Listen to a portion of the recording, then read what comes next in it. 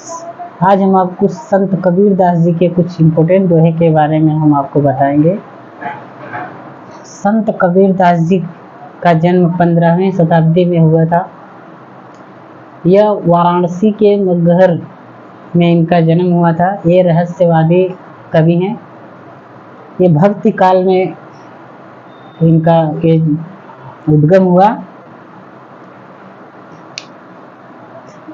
यह भक्ति काल के सबसे प्रमुख यानी सभी संतों में से यह एक महान संत हुए जो सबसे ज्यादा ज्ञानी थे। ठीक, तो आइए देखते हैं इन्होंने दोहे में क्या लिखा है। ये सबसे पहला इनका दोहा है कि जाति न पूछो साधु के, अब पूछ लीजिए ज्ञान, मोल करो तलवार का पड़ा रहने दो म्यान। यानी संत कबीरदास जी कहते हैं कि जाति न पूछो साधु की, पूछ लीजिए ज्ञान। यानी किसी भी साधु का या किसी भी व्यक्ति का या किसी भी साधु सन्यासी का, किसी ज्ञानी का कोई जाति नहीं होता है, ना कोई धर्म होता है, ना कोई ऊंच नीच होता है। यह सबसे ऊपर उठ के उच्च श्रेणी में चला जाता है। ठीक, कहते हैं कि जाति न पूछो साधु की, पूछ लीजिए ज्ञान। यानी साधु की कभी आप जाति मत पूछिए, आज धर्म मत पूछिए उससे, बल्कि ज्ञान पूछ लीजिए कि वो कितना ज्ञान दे सकता है। तो मोल करो तलवार का पड़ा रहने दो म्यान।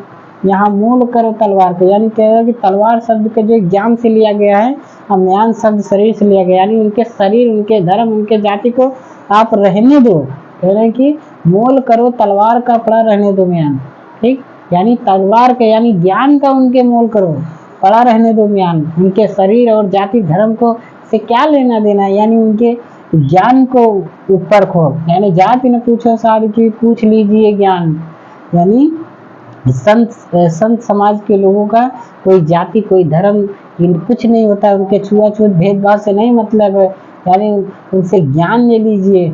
मोल करो तलवार का पड़ा रहने दो म्यान। आप उनके ज्ञान की व्याख्या कीजिए, उनके शरीर और जाति और धर्म की नहीं। यानी सभी मनुष्य को बराबर दृष्टि से देखते थे और यह मूर्ति पूजा का विखंडन करते थे। बोलते थे कि सभी मनुष्य एक समान है, किसी के साथ बड़ा छोटा या ऊंच नीच का भेदभाव नहीं रखना चाहिए। दूसरा दोहा क्या लिखते हैं कि नहाए धोए क्या हुआ जो मन मैल न जाए, नीम सदा जल में रहे फिर भी बास न जाए। कह रहे हैं संत कबीरदास जी कहते हैं कि नहाए धोए क्या हुआ जो मन मैल न जाए। यानी व्यक्ति कितना भी अच्छा से वो नहा ले, साबुन लगा ले, लाइबॉय लगा ले, लॉक्स लगा ले, कितना भी बढ़िया परफ्यूम मार ले या अगरबत्ती धरा ले, कुछ भी कर ले, बढ़िया से फिट फाट होके अच्छा कपड़ा पहन के परफ्यूम मार के मेकअप करके वो अगर बाहर निकलता है और उसके मन में छल कपट द्वेष ईर्ष्या ऐसे बुराइयां जैसी भावना है, दूसरों से ऊंच नीच कर रहा है, जातिवाद कर रहा है, भेदभाव कर रहा है, छुआछूत कर रहा है, तो वही कह रहे हैं संत कबीरदास जी की नहाए धोए क्या हुआ जो मन मैल न जाए।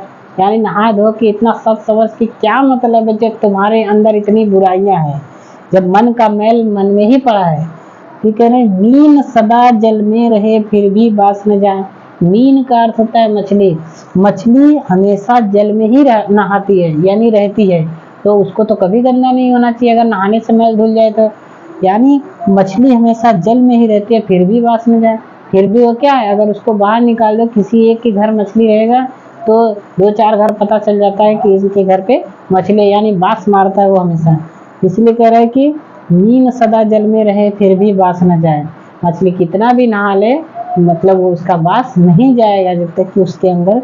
वही यह तुलना व्यक्ति से कर रहे हैं कि नहाए धोए क्या हुआ जो मन मैल न जाए। नहा धो के कितना भी तुम अच्छा बन के जाओ, जब तुम्हारे मन में ईर्ष्या है, भेदभाव है, छुआछूत है अन्य व्यक्तियों के बराबर, तो तुम कभी जो है कि तुम्हारे मन का मैल नहीं निकल सकता है। इसलिए पहले मन का शुद्धि करिए, अपने मन को चंचल और विवेकपूर्ण रखिए, अपने मन के अंदर से द्वेष भेद भावना निकालिए और अच्छाई सद्मार्ग का एक रास्ता दीजिए, सभी मनुष्य को एक बराबर समझिए। ठीक, तब जाके आपका जीवन सार्थक होगा, आपका मन शुद्ध होगा, आपका शरीर शुद्ध होगा। ठीक, तीसरे दोहे में संत कबीरदास जी क्या लिखते हैं कि पोथी पढ़ पढ़ जगमुआ, पोथी पढ़ पढ़ जगमुआ, पंडित भया न कोय, ढाई आखर प्रेम का पढ़े सो पंडित है। यानी संत कबीरदास जी कहते हैं कि पोथी पढ़ पढ़ जगमुआ, ठीक, पोथी पढ़ पढ़ जगमुआ, पंडित भया न कोय। यहाँ एक से एक लोग आए और तमाम प्रकार के वेद पढ़े, उपन्यास पढ़े, ग्रंथ पढ़े हैं, रामायण पढ़े, महाभारत पढ़े, सभी गीता पढ़े, यानी सभी धर्मों का उन्होंने किताब पढ़ा, बाइबिल पढ़ा, कुरान पढ़ा, ठीक। तो वही कह रहे हैं संत कबीरदास की पोथी पढ़ पढ़ जगमुआ, इतने से बड़े ग्रंथ पढ़ के, पोथी पढ़ पढ़ के यहाँ पूरा जग संसार कितने लोग आए पढ़ के मर गए, यानी जगमुआ, पंडित भया न कोय, कोई आज तक पंडित ज्ञानी नहीं बन पाता है कि ढाई अक्षर प्रेम का पढ़े सो पंडित कोई।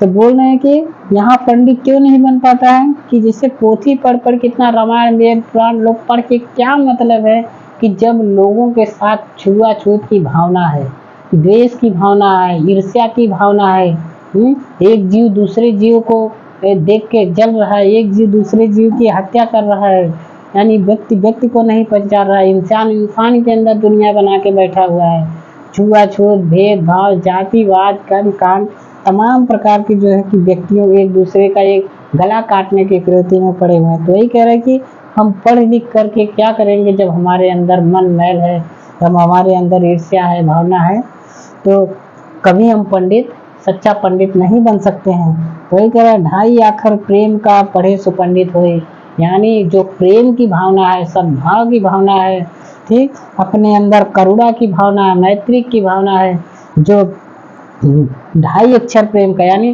करुणा होना चाहिए व्यक्ति एक दूसरे के प्रति, दया का भाव होना चाहिए, ठीक। तो यानी ढाई अक्षर प्रेम का पढ़े सो पंडित है, जिसके अंदर करुणा मैत्रिकता की भावना आ जाएगी वह सबसे बड़ा महापंडित हो जाएगा। संत कबीरदास जी इसी दोहे के साथ वो बताते हैं, एक संदेश जाता है हमारे समाज के लोगों को।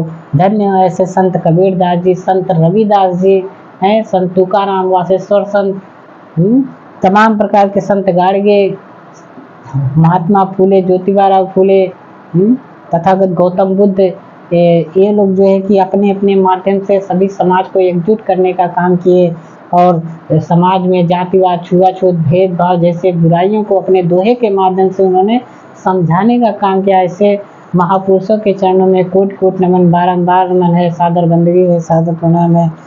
जय जवान संत समाज।